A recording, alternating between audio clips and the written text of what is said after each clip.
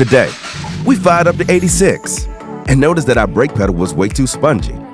We whacked on a dial indicator, and as I suspected, there was excessive movement traveling down through to the firewall. Man, we know a brake master stopper will reduce this flex, but by how much? To begin, remove the vinyl grommets on the strut tower to reveal the 2 factory holes we'll be using.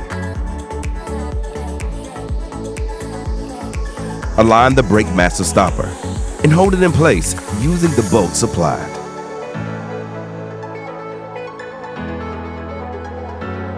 Good job.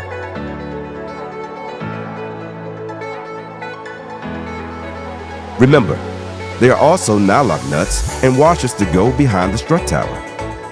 While we tighten the bolts, it's best to release the knurled stopper to avoid binding with the brake master cylinder. Just like that.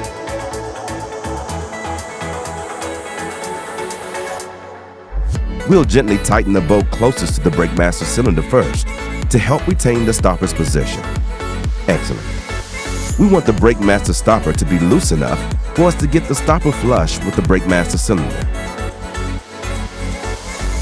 Once you're happy with the position, you can slowly tighten the bolts while keeping an eye out for any movement of the stopper.